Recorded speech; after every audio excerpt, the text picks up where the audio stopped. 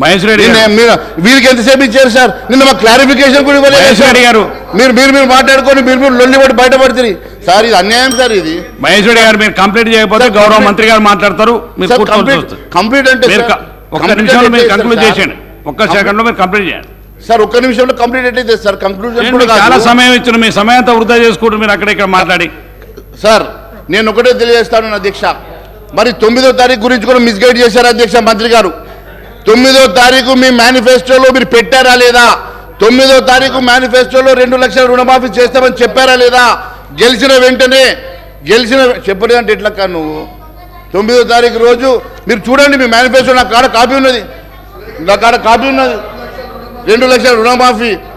అంతేకాదు అధ్యక్ష, అంతేకాదు అధ్యక్ష, మీరు గెలిచిన వెంటనే 500 రూపాయలు బోనస్ ఇస్తామని చెప్పారు కదా అధ్యక్ష. మరి 500 రూపాయల బోనస్ ఎందుకు ఇవ్వలేదు అధ్యక్ష? 500 రూపాయల బోనస్ ఎప్పుడు ఇస్తారు?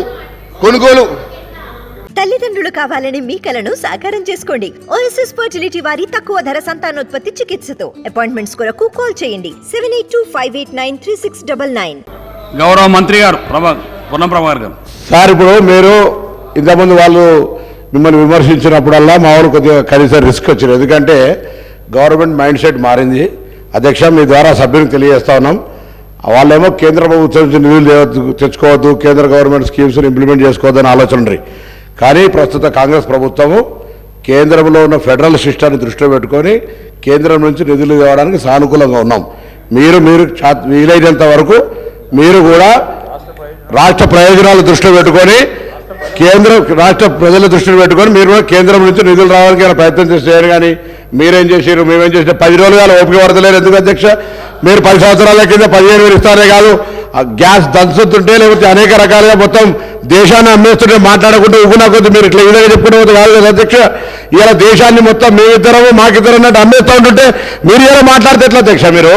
మేము అధ్యక్ష ఇలా అడుగుతా ఉన్నాం. ఇలా దేశానికి సంబంధించి మొత్తం వ్యవస్థలో కనీసం పార్లమెంట్ మీద దాడి జరిగితే కూడా చట్టసభలో అంతమంది ఎంపీలను సస్పెండ్ చేసిన చరిత్ర ఎప్పుడైనా ఉందా అధ్యక్ష? వీళ్ళు మాట్లాడితే ఎట్లా ప్రజాస్వామ్యం గురించి, హామీల గురించి? ఓపిక ఉంటుంది. వాళ్ళకు కూడా చెప్తున్నాం, గౌరవ సభ్యులకు మీకు కూడా చెప్తాం అధ్యక్ష. మా ప్రభుత్వం ఇప్పుడే మేము తప్పకుండా హామీలు అమలు చేసే బాధ్యత మాది. గత 10 సంవత్సరాలుగా ప్రభుత్వ ఆర్థిక పరిస్థితి ప్రజలకు చెప్పాలని ప్రయత్నం చేస్తా ఉన్నాం. పరపతి గురించి మాట్లాడే గత సభ్యుడు కూడా కాంగ్రెస్ కున్న పరపతి ఈ దేశంలో వేరే పార్టీకి లేదు అధ్యక్ష. ప్రభుత్వాన్ని నడపడము, పరపతి, గౌరవం కాపాడడం అనేటువంటిది కాంగ్రెస్ పార్టీకి సంబంధించిన ప్రతి నాయకుడికి వెన్నెరతో విద్య. కాబట్టి ఎక్కడ కూడా ఇబ్బంది లేదు. ఈ ప్రభుత్వాన్ని సమర్థవంతంగా 5 సంవత్సరాలు పరిపాలించి భవిష్యత్తులో కూడా మాకే మళ్ళీ ప్రజలు పట్టం కట్టే విధంగా పరిపాలన కొనసాగుతారు. మీరు పరిశాలు కాకండి, ఆందోళన చెందకండి, ఆరోగ్యం కాపాడుకొని కొద్ది రోజులు ఓపిక కొట్టండి, నిమ్మలంగా ఉండండి. తప్పకుండా 10 రోజులకి టీఆర్ఎస్ పార్టీ ప్రతిపక్ష సభ్యులు కావచ్చు, మీరు కావచ్చు, కొద్దిగా ఓపిక కొట్టమని కోరుతా ఉన్నా దయచేసి మీ ద్వారా వాళ్ళందరికీ కూడా.